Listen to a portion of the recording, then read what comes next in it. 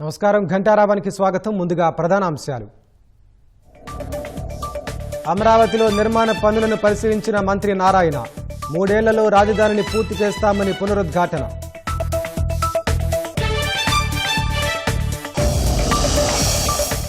బాపట్ల జిల్లా ఈదుపల్లిలో దంపతుల మృతి. డెంగీనే కారణమంటున్న గ్రామస్తులు, అధికారుల కట్టడి చర్యలు.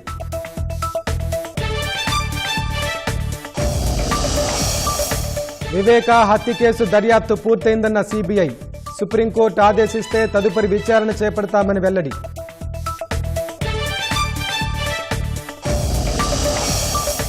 ఢిల్లీలో ఈడీ విచారణకు హాజరైన అనిల్ అంబానీ. 17,000 కోట్ల రుణాల కేసులో అధికారుల ప్రశ్నలు.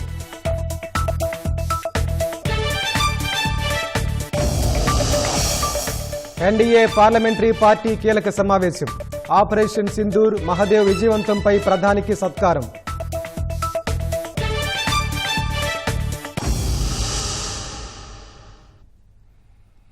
మాజీ మంత్రి వైఎస్ వివేకానందరెడ్డి హత్య కేసులో YCP MP Avinash Reddy bail రద్దు అంశంపై సుప్రీంకోర్టు విచారణ జరిపింది. కేసు దర్యాప్తు పూర్తయిందని సిబిఐ సుప్రీంకోర్టుకు తెలిపింది. ధర్మాసనం ఆదేశిస్తే కేసులో తదుపరి విచారణను కొనసాగిస్తామని సిబిఐ కోర్టుకు చెప్పింది. వివేక కుమార్తె సునీత తరపు సీనియర్ కౌన్సిల్ మరో కోర్టులో ఉండటంతో విచారణకు న్యాయవాది సమయం కోరారు. దీంతో ధర్మాసనం విచారణను పాస్ ఓవర్ చేసింది. జస్టిస్ ఎంఎం సుందరేష్ ధర్మాసనం కాసేపట్లో మరోసారి విచారణ చేపట్టనుంది. వివేక హత్య కేసులో YCP MP Avinash Reddy bail రద్దు అంశంపై ఇటీవల విచారణ చేపట్టిన సుప్రీంకోర్టు 3 అంశాలపై సిబిఐ అభిప్రాయాలను కోరింది. సిబిఐ అభిప్రాయం చెప్పాక అవినాష్ రెడ్డి బెయిల్ రద్దుపై విచారిస్తామని పేర్కొంది. ఈ కేసులో ఇంకా తదుపరి దర్యాప్తు అవసరమని సిబిఐ భావిస్తుందా లేదా కోర్టుకు చెప్పాలని ధర్మాసనం సిబిఐని ఆదేశించింది. ఏపీ ప్రభుత్వం కడప సెషన్స్ కోర్టులో వేసిన క్లోజర్ రిపోర్టుపైన సిబిఐ అభిప్రాయాన్ని సుప్రీం ధర్మాసనం కోరింది. కేసు ట్రయల్, తదుపరి దర్యాప్తు ఏకకాలంలో కొనసాగించే అవకాశం ఉందా అని సిబిఐ అభిప్రాయాన్ని న్యాయస్థానం అడిగింది. ఇదే అంశం ఇవాళ విచారణకు రాగా వివేక హత్య కేసు దర్యాప్తు ముగిసిందని సిబిఐ సుప్రీంకోర్టుకు తెలిపింది. ధర్మాసనం ఇచ్చే ఆదేశాలను బట్టి తదుపరి విచారణ కొనసాగిస్తామని తెలిపింది.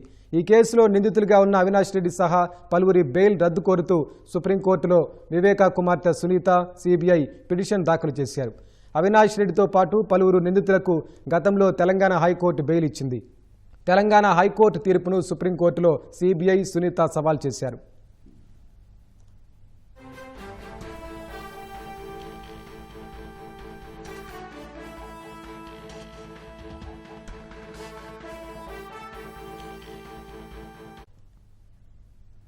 మూడేళ్లలో రాజధాని నిర్మాణం పూర్తవుతుందని మంత్రి నారాయణ వెల్లడించారు. అమరావతిలో వివిధ కాలువల అభివృద్ధి పనులను మంత్రి పరిశీలించారు.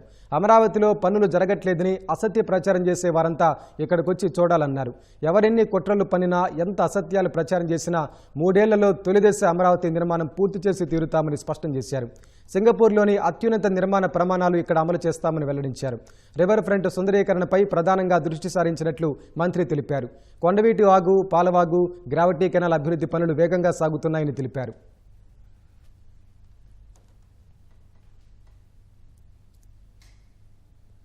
లోపల 4,000 మంది అధికారుల భవనాలు పూర్తవుతాయి. ఆ విధంగా వర్క్ జరుగుతుంది. లేఅవుట్ రోడ్స్ కూడా, డిజైన్స్ కూడా ఈ నెలాఖరాకి ఐఐటి వాళ్ళు సబ్మిట్ చేస్తారు. కొండవీటి వాగు 23.6 కిలోమీటర్లు, పాలవాగు 16.5 కిలోమీటర్లు, గ్రావిటీ కెనాల్ 7.84 కిలోమీటర్లు. ఈరోజు ఈ మూడింటిని ఇన్స్పెక్షన్ చేయడం జరిగింది. గత 2 నెలల వర్షాలు కంటిన్యూస్గా రావటం వల్ల వర్క్ కొంత డిస్టర్బ్ అయింది. అయితే ఇప్పుడు వర్షాలు ఆల్మోస్ట్ పోయినాయి. అందువల్ల వర్క్ ఎంతో వేగవంతంగా స్టార్ట్ చేశారు. దాదాపు 25,000 మంది రైతులకి యాన్యుటీ ఇవ్వాలా, యాన్యుటీ వేశారు. వాళ్ళలో ఒక 7,000 మంది యాక్చువల్గా వాళ్ళ టెక్నికల్ ఫాల్ట్ వల్ల జరగల. నిన్న అది కూడా కంప్లీట్ చేశారు 7,000 మందికి. ఈ విధంగా అమరావతి క్యాపిటల్ సిటీ ఏదైతే 3 సంవత్సరాల్లో పూర్తి కావాలని ప్లాన్ చేసాము. ఎవరిన్ని మాటలు చెప్పినా, ఇన్ని అబద్ధాలు చెప్పినా, దీన్ని మళ్ళీ ఎన్ని కుట్రలు చేసినా ఖచ్చితంగా 3 సంవత్సరాలు అమరావతి రాజధాని పూర్తి చేయడం జరుగుతుంది. Singapore city excellent greenery. వాళ్ళతో డిస్కస్ చేసి అమరావతి రాజధానిలో కూడా వాళ్ళ బెస్ట్ మెథడ్స్ ఏదంటే వాటిని కూడా ఇంప్లిమెంట్ చేయడం జరుగుతుంది. వివాహమైన రోజే నవవధువు బల్వన్మరణం చెందిన ఘటన శ్రీ సత్యసాయి జిల్లాలో తీవ్ర విషాదం నింపింది. సోమందేపల్లికి చెందిన కృష్ణమూర్తి వరలక్ష్మి దంపతుల కుమార్తె 22 ఏళ్ల హర్షితకు కర్ణాటకలోని దిబ్బూరిపల్లికి చెందిన నాగేంద్రతో సోమవారం ఉదయం వివాహం జరిగింది. అదే రోజు రాత్రి యువతి నవవధువు హర్షిత ఫ్యాన్కు ఉరేసుకుని ఆత్మహత్యకు పాల్పడ్డారు. గదిలో నుంచి ఎంతసేపటికి బయటకు రాకపోవడంతో కుటుంబ సభ్యులు బంధువులు తలుపులు పగలగొట్టి చూడగా యువతి ఫ్యాన్కు వేలాడుతూ కనిపించింది. వెంటనే ఆమెను పెనుగొండ ప్రభుత్వాసుపత్రికి తరలించగా అప్పటికే మృతి చెందినట్లు వైద్యులు తెలిపారు. కాళ్ల పారాని ఆరకముందే నవవధువు మృతి చెందడం 2 కుటుంబాల్లో తీవ్ర విషాదాన్ని నింపింది.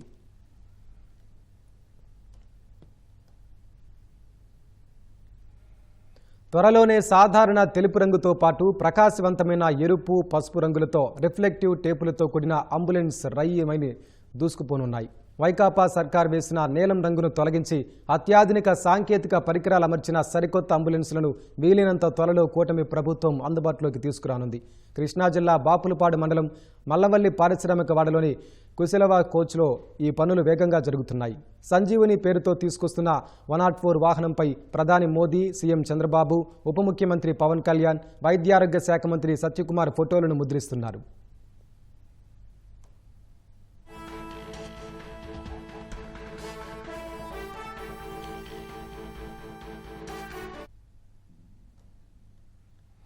బాపట్ల జిల్లా నగరం మండలం ఈదుపల్లిలో డెంగ్యూ లక్షణాలతో గంటల వ్యవధిలో దంపతులు మృతి చెందారు.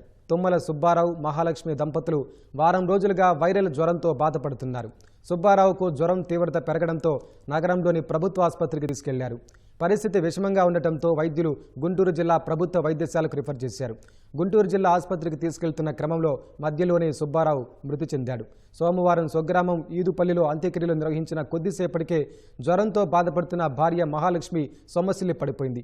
వెంటనే బంధువులు గుంటూరు ప్రైవేట్ ఆసుపత్రికి తరలించారు. చికిత్స పొందుతూ మహాలక్ష్మి మృతి చెందింది. ఈదుపల్లి గ్రామంలో 100 మందికి పైగా విష జ్వరాలతో బాధపడుతున్నారని, వైద్య పంచాయతీ సిబ్బంది పట్టించుకోలేదని గ్రామస్తులు చెబుతున్నారు. కణాలు తగ్గటం, ఒకే ఊళ్ళో ఇంతమందికి దగ్గర 200 మందికి రావడం ఏంటి అసలు. ఆ ఇద్దరు భార్యాభర్తలు ఇద్దరు చనిపోయారు. అంత 35 సంవత్సరాలు వాళ్ళు ఇద్దరు పసిపిల్లలు, ఇద్దరు వాళ్ళకి ఇద్దరు ఆడపిల్లలే. గుంటూరులో ఉన్నారు, తెనాల్లో ఉన్నారు, చెరువుల్లో ఉన్నారు, అది రేపల్లో కూడా ఉన్నారు. ఈ ఊరి పరిస్థితి హాస్పిటల్లో అయితేనేమో దగ్గర ఒక 50 మంది లోపు ఉన్నారు. ఈ ఊళ్ళో చిన్న చిన్న ఈ ఆర్ఎంబి వాళ్ళ దగ్గర చేయించుకునే వాళ్ళు ఒక 150 మంది దాకా ఉన్నారు. 24 గంటల టైం. భర్తనే కాల్ చేసిన తర్వాత భార్య చనిపోయింది. అది కరెక్ట్గా టైం. ఊర్లో ఇంటికి 2-3 డెంగ్యూ వ్యాధులు వస్తూనే ఉంది. గత 15 రోజులు, 4 రోజుల నుంచి జరుగుతూనే ఉంది. ఇక్కడికి వచ్చి ఏ మెడికల్ రిప్రజెంటేటివ్ కానీ, ఏ మెడికల్ ఆఫీసర్ కానీ ఎవరు రికవరీ చేసిందే లేదు. ఇప్పుడు ఇది జరిగిందని చెప్పేసి గుంటూరు మెడికల్ ఏజెంట్గా కంప్లైంట్ పెడితే నిన్నటి నుంచి డాక్టర్స్ వచ్చి సచివాలయంలోకి వచ్చేసి ఎంక్వైరీ చేస్తున్నారు. ఊళ్ళో పరిస్థితి దారుణంగా ఉంది, చాలా తీవ్రంగా ఉంది. అందరినీ దయచేసి కోరేది ఏంటంటే వీళ్ళు ఎటు మరణించారు, ఉన్న వాళ్ళకన్నా ట్రీట్మెంట్, సరైన ట్రీట్మెంట్ ఇచ్చి వాళ్ళని కాపాడాలని కోరుతుంది. 3 days మెడిసిన్ కూడా ఇచ్చేసరికి వీళ్ళు కొంచెం అశ్రద్ధ తగ్గిద్దని చెప్పి అశ్రద్ధతో ఆగారు. సీరియస్ అనే టైం వీళ్ళకి తెలియలే, ఒంటి మీద బాడీ కొత్తగా మూవ్ అవడం వల్ల వాళ్ళకి అర్థం కాక అశ్రద్ధ చేశారు. చేయడం వల్ల గవర్నమెంట్ హాస్పిటల్ ఎంటర్ అవ్వగానే గవర్నమెంట్ వాళ్ళు ఇక్కడ ట్రీట్మెంట్ చేయలేమని చెప్పేసి తెనాలికి గురించి వేసిన వల్ల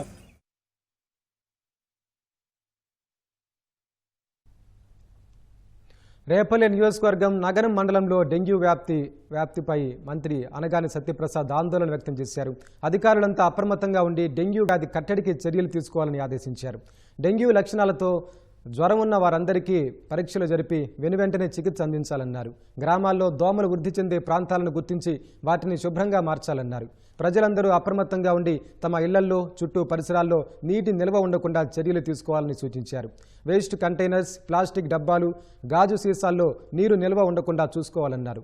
ఫ్లవర్ వాజులు, పూల కుండీలను ఎప్పటికప్పుడు శుభ్రం చేసుకోవాలని చెప్పారు. ఎయిర్ కూలర్లలో నీటిని ఎప్పటికప్పుడు మార్చుకోవాలని సూచించారు. నగరం మండలంలో ఫీవర్ సర్వే చేయించాలని అధికారులను ఆదేశించారు.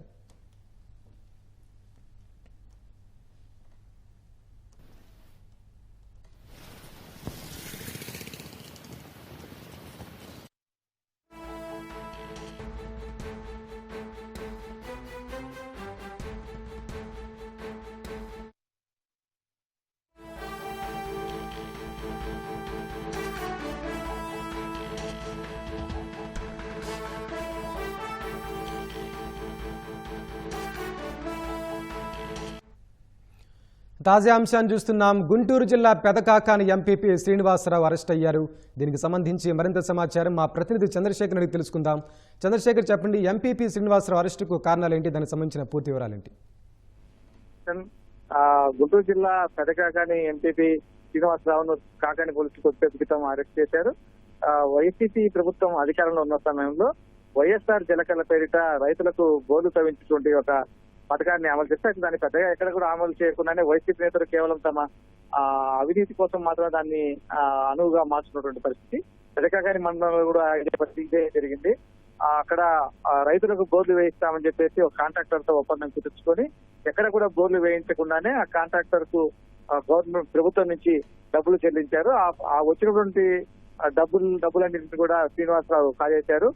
అయితే ఆ డబ్బుల్లోంచి ఎవరైతే లబ్ధిదారులు అవుతున్నారో ఆ లబ్ధిదారులు కూడా ముందే చెప్పారు, ఆ బోర్లు సంబంధించి డబ్బులు వచ్చిన తర్వాత మీకు కొంత ఇస్తాము, అందులో వాటా ఇస్తాము, మిగిలిన నేను తీసుకుంటా అని చెప్పేసి ఆ లబ్ధిదారులతో కూడా ఒప్పందం కుదుర్చుకొని శ్రీనివాసరావు ఇలాంటి అక్రమాలకు పాల్పడినట్టు ఆరోపణలు ఉన్నాయి. దీనికి సంబంధించి ఆ లబ్ధిదారులకు ఎవరైతే అది ఇస్తానన్న డబ్బులు కూడా చెల్లించకపోవడంతో వాళ్ళు కూడా ఎదురు తిరిగారు. దీనిపైన గ్రామంలో కూడా కొంత కొద్ది రోజుల నుంచి కొంత వివాదం నడుస్తూ ఉంది.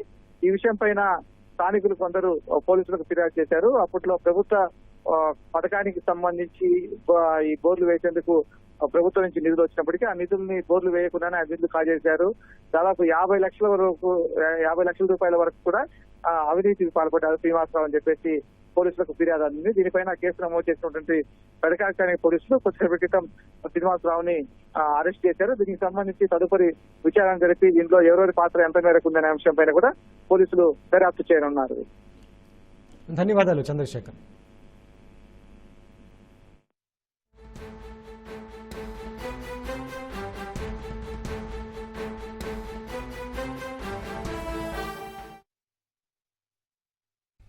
ఆపరేషన్ సింధూర్ ద్వారా పహల్గాం ఉగ్రదాడికి మోదీ ప్రభుత్వం గట్టి గుణపాఠం చెప్పినందుకు ఎన్డీఏ పార్లమెంటరీ పార్టీ సమావేశం ఆయన్ను ఘనంగా సన్మానించింది. ఈ సందర్భంగా భారత్ మాతాకి జై అనే నినాదాలతో సమావేశ మందిరం మారుమోగింది. ఈ సందర్భంగా ప్రసంగించిన ప్రధాని మోదీ జమ్మూ కాశ్మీర్కు ప్రత్యేక అధికారాలు కల్పించే ఆర్టికల్ 370 రద్దు చేసిన ఆగస్టు 5 చారిత్రాత్మక రోజు అని అన్నారు. ఆ విషయంలో ఎన్డీఏ ప్రభుత్వం రాజ్యాంగ స్ఫూర్తిని అనుసరించినట్లు చెప్పారు. సుదీర్ఘకాలం పాటు కేంద్ర హోంశాఖ బాధ్యతలు నిర్వహిస్తున్నారంటూ అమిత్ షాను ప్రధాని ప్రశంసించారు.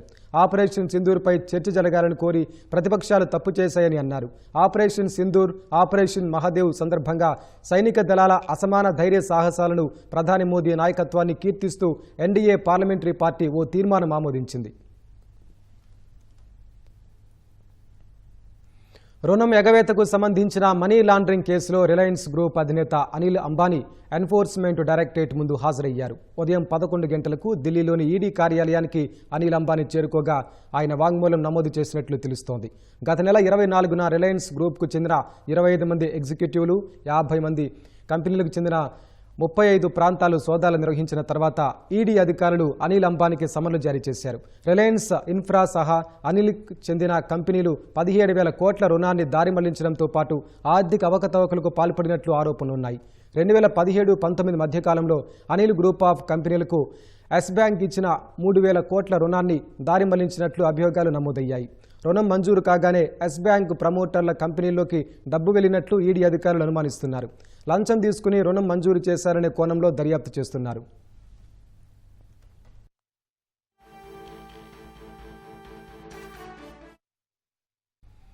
అమెరికా వాణిజ్య విధానాలకు కట్టుబడి ఉండాలంటూ సుంకాలు విధిస్తూ ప్రపంచ దేశాలపై ట్రంప్ ఒత్తిడి వ్యూహాన్ని అమలు చేస్తున్న నేపథ్యంలో విదేశాంగ శాఖ మంత్రి జయశంకర్ అగ్రరాజ్యానికి చురకలు వేశారు.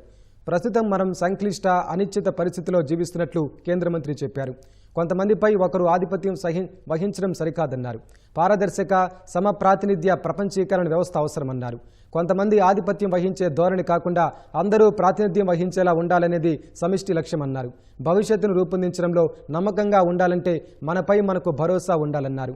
మనలాంటి దేశాలకు సంప్రదాయాలు నిజమైన గొప్ప బలమని ఢిల్లీలో జరిగిన బిమ్స్టెక్ సంప్రదాయ సంగీతోత్సవ ముగింపు కార్యక్రమంలో విదేశాంగ మంత్రి జయశంకర్ అన్నారు. We live in complicated and uncertain times. Our collective desire is to see a fair and representative global order, not one dominated by a few. But I want to say this to you. obtaining respect and ensuring dignity for societies can also be achieved through cultural prowess. In that context, traditions are of particular value because ultimately they define identity. We must be assured about what we are if we want to be confident about shaping the future. For nations like us, traditions are truly a great source of strength. Global south దేశాలపై ఆధిపత్యాన్ని చెలాయించేందుకు America ఆధునిక వలసవాద అజెండాను అమలు చేస్తోందని Russia ఆరోపించింది. బహుళ ధ్రువ ప్రపంచ క్రమంలో తన ఆధిపత్యం క్షీణించడాన్ని అగ్రరాజ్యం అంగీకరించడం లేదని చురకలు వేసింది. సుంకాల యుద్ధం, ఆంక్షలు చరిత్ర సహజ గమనాన్ని ఆపలేవని రష్యా విదేశాంగ శాఖ అధికార ప్రతినిధి మరియా జకరోవా అన్నారు. ప్రపంచ నిర్మాణం, అందరికీ సమాన అవకాశాల కోసం గ్లోబల్ సౌత్ దేశాలతో ముఖ్యంగా బ్రిక్స్తో సహకారాన్ని పెంపొందించేందుకు సిద్ధమని ఆమె ప్రకటించారు. భారత్ సహా అనేక దేశాలపై అమెరికా ప్రతీకార సుంకాలు విధిస్తున్న వేళ రష్యా విదేశాంగ శాఖ అధికార ప్రతినిధి ఈ వ్యాఖ్యలు చేశారు. ఆయా దేశాలపై ఆంక్షలు విధించడం విచారకరమన్నారు. అంతర్జాతీయంగా తన ఆధిపత్యాన్ని గండిపడటాన్ని అమెరికా జీర్ణించుకోలేకపోతోందన్నారు. ఈ క్రమంలోనే తన స్థానాన్ని సుస్థిరం చేసుకునేందుకు ఆధునిక వలసవాద అజెండాను అమెరికా అమలు చేస్తోందని ఆమె దుయ్యబట్టారు. తమ వాణిజ్య విధానాన్ని అనుసరించేందుకు నిరాకరిస్తున్న దేశాలపై రాజకీయ, ఆర్థిక ఒత్తిళ్లు తీసుకొస్తోందని ఆరోపించారు. గ్లోబల్ సౌత్లోని రష్యా భాగస్వాములపై ట్రంప్ సుంకాలు విధించడం ఆయా దేశాల సార్వభౌమాధికారంపై ప్రత్యక్ష ఆక్రమణగా, అంతర్గత వ్యవహారాల్లో జోక్యం చేసుకునే ప్రయత్నంగా రష్యా అభివర్ణించింది.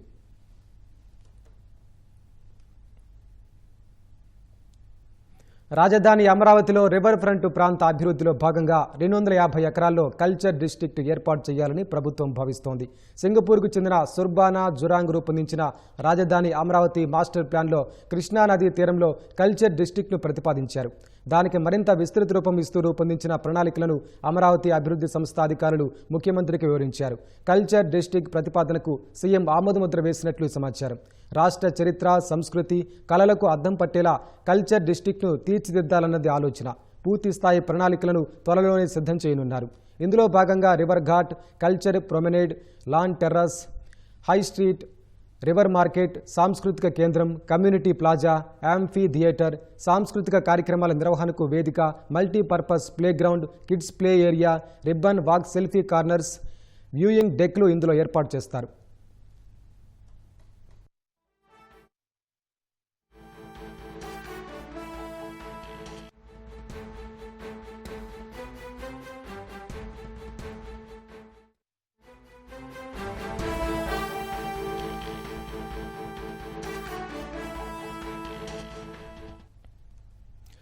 బాపట్ల జిల్లా ఈదుపల్లిలో డెంగ్యూ వ్యాప్తిపై మరింత సమాచారం మా ప్రతినిధి వీరాంజనేయులు అడిగి తెలుసుకుందాం. వీరాంజనేయులు, చెప్పండి, ఈ డెంగీ కట్టడికి అధికారులు తీసుకుంటున్న చర్యలేంటి? వెంకటేష్, బాపట్ల జిల్లా నగరం మండలం ఈదుపల్లిలో డెంగ్యూ అనుమానిత లక్షణాలతో అనేక మంది బాధపడుతున్నారు. వీరిలో నిన్న 2 దంపతులు డెంగ్యూ అనుమానిత లక్షణాలతో చనిపోవడం కూడా జరిగింది. దీంతో అటు వైద్య సిబ్బంది కావచ్చు, ఉన్నతాధికారులు కావచ్చు, అందరూ కూడా అప్రమత్తమయ్యారు. ఎక్కడికక్కడ కట్టడి చర్యలకు ఆదేశించారు. అటు వైద్య శిబిరం కూడా ఏర్పాటు చేశారు. అటు వైద్యులు అక్కడ ఇంటింటికి తిరిగి సర్వే నిర్వహించి ఎవరెవరు జ్వరాలతో బాధపడుతున్నారో వాళ్ళని గుర్తించి వాళ్ళ నుంచి పరీక్ష చేస్తున్నారు. అదేవిధంగా నగరంలో, గ్రామంలో పారిశుద్ధ్యం మీద ప్రత్యేక దృష్టి సారించి ఎక్కడికక్కడ డ్రైనేజీ అన్నింటినీ కూడా శుభ్రం చేస్తున్నారు. పారిశుద్ధ్యం మీద ప్రత్యేక దృష్టి సారించారు.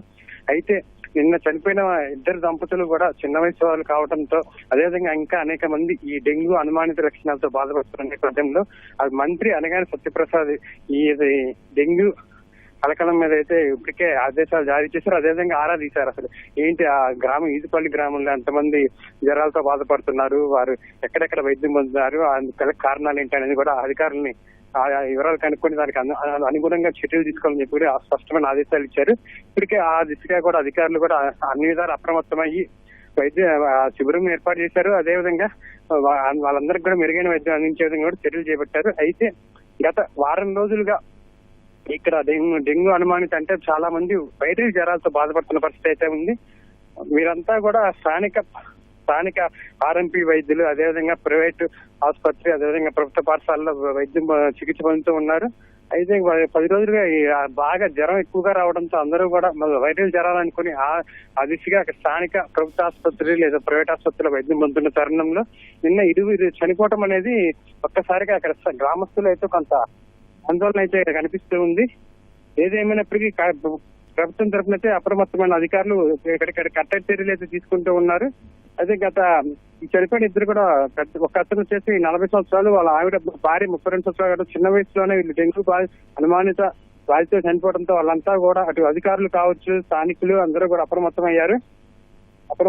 ఇతను మొదటగా అయితే అక్కడ స్థానిక నగరం అనే చిన్న గ్రామంగా మండలంలో పెద్ద వైద్య సదుపాయాలు లేకపోవడంతో నిన్నైతే తెనాలి ప్రభుత్వ ఆసుపత్రిలో తరలించారు. మొదట తెనాలి ప్రభుత్వ ఆసుపత్రిలో వైద్యం అందించిన తరువాత అతన్ని అక్కడ ఇంకా మెరుగైన వైద్యం కోసం గుంటూరు తీసుకుని చెప్పడంతో గుంటూరు ప్రభుత్వ ఆసుపత్రి తరలించే క్రమంలో అతను చనిపోయిన కొద్ది గంటల వ్యవధిలోనే భార్య మహాలక్ష్మి, ఈమెకి 32 సంవత్సరాలు, ఈమె కూడా డెంగ్యూ అనుమానిత లక్షణాలతో బాధపడుతూ ఉంది. గత వారం రోజులుగా భర్త చనిపోయిన దుఃఖంతో అది మనస్తాపం చెందిన ఆమె మరోవైపు వైరల్ జ్వరంతో బాధపడుతూ కూడా ఆమె కూడా నిన్న మరణించడం జరిగింది.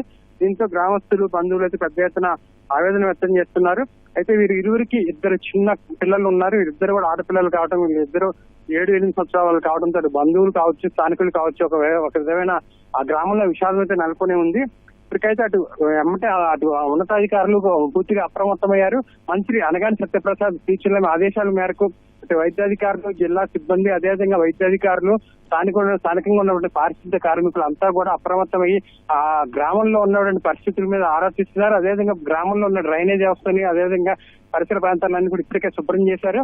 అయితే ఈ వైద్య శిబిరం పూర్తిగా నిర్వహించి ఇంటింటికి సర్వే నిర్వహిస్తున్నారు. ప్రస్తుతం ఈ సర్వేలో వైద్య పరీక్షలు నిర్వహించి వారు దేని వల్ల ఆ జ్వరాలతో బాధపడుతున్నారు, దీనికి డెంగ్యూనా లేదా ఇతర కారణాలు ఏమన్నా కనుగొని అందుకు అనుగుణంగా వైద్యం అందించే పనిలో అయితే వైద్య సిబ్బంది అయితే ఉన్నారు ప్రస్తుతానికి. వెంకటేష్, ధన్యవాదాలు వీరాంజనేయులు.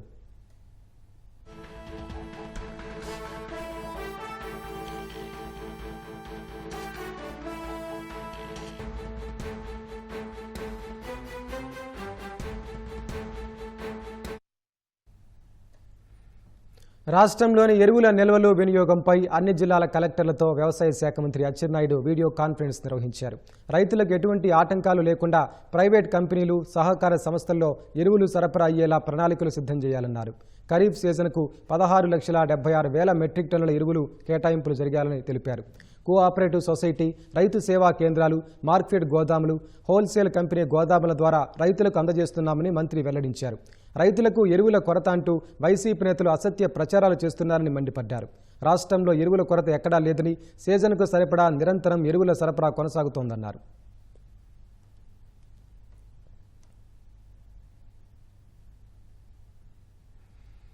మార్గదర్శి ఫైనాన్షియర్స్పై క్రిమినల్ కేసు కొట్టివేస్తూ తెలంగాణ హైకోర్టు తీర్పు వెలువరించింది. హిందూ అవిభాజ్య కుటుంబ మాజీకర్త మరణించడం, డిపాజిట్లన్నీ గతంలోనే చెల్లించినందున కేసు కొనసాగించాల్సిన అవసరం లేదని న్యాయస్థానం అభిప్రాయపడింది. మార్గదర్శి ఫైనాన్షియర్స్ పై ఉన్న క్రిమినల్ ప్రొసీడింగ్స్ ను కొట్టివేస్తూ తెలంగాణ హైకోర్టు సోమవారం తీర్పు వెలువరించింది. క్రిమినల్ కేసును కొట్టివేయాలంటూ మార్గదర్శి ఫైనాన్షియర్స్ దాఖలు చేసిన పిటిషన్లను తెలంగాణ హైకోర్టు అనుమతించింది. డిపాజిటర్లందరికీ సొమ్ము చెల్లించడంతో పాటు హిందూ అవిభాజ్య కుటుంబ హెచ్యుఎఫ్ మాజీకర్త మరణించారని, హెచ్యుఎఫ్ లో మిగిలిన సభ్యుల్ని నిందితులుగా చేర్చడానికి వీల్లేదంటూ 2025 జనవరిలో మార్గదర్శి ఫైనాన్షియర్స్ మధ్యంతర దరఖాస్తు దాఖలు చేసింది. ఆర్బీఐ నిబంధనల్ని ఉల్లంఘిస్తూ ప్రజల నుంచి డిపాజిట్లు సేకరించిందన్న ఫిర్యాదు ఆధారంగా ఉమ్మడి ఏపీ ప్రభుత్వం 2008లో కేసు నమోదు చేసింది. మార్గదర్శి ఫైనాన్షియర్స్ కు వ్యతిరేకంగా నమోదైన క్రిమినల్ ప్రొసీడింగ్స్ ను కొట్టివేస్తూ 2018లో తెలంగాణ హైకోర్టు తీర్పు వెలువరించింది. ఆ తీర్పుపై ఫిర్యాదుదారు సుప్రీంకోర్టును ఆశ్రయించగా పిటిషన్లను తిరిగి 2024 ఏప్రిల్లో తెలంగాణ హైకోర్టుకే పంపుతూ వాస్తవ పెట్టుబడిదారులు, డిపాజిటర్ల నుంచి అభ్యంతరాల్ని ఆహ్వానించి మార్గదర్శి ఫైనాన్షియర్స్ పై క్రిమినల్ ప్రొసీడింగ్స్ ను కొనసాగించాల్సిన అవసరముందా, నిరర్థకమా అన్నది తేల్చాలని ఆదేశించింది. ఈ పిటిషన్లపై తెలంగాణ హైకోర్టు విచారణ చేపట్టింది. కోర్టు ఆదేశాల మేరకు పెట్టుబడిదారులు, డిపాజిటర్ల నుంచి క్లెయిమ్లను ఆహ్వానిస్తూ 2024 సెప్టెంబర్ 26న తెలంగాణ హైకోర్టు రిజిస్ట్రీ పత్రికల్లో పబ్లిక్ నోటీసు జారీ చేసింది. పత్రికల్లో ప్రకటన ఇవ్వగా డిపాజిట్లన్నీ గతంలోనే చెల్లించినందున ఒక్క డిపాజిటరు ముందుకు రాకపోవడంతో పాటు హెచ్యుఎఫ్ మాజీకర్త మరణించడంతో కేసు కొనసాగించాల్సిన అవసరం లేదని తెలంగాణ హైకోర్టు తీర్పు వెలువరిస్తూ మార్గదర్శి ఫైనాన్షియర్స్ పై ఉన్న క్రిమినల్ కేసు రద్దవుతుందని పేర్కొంది.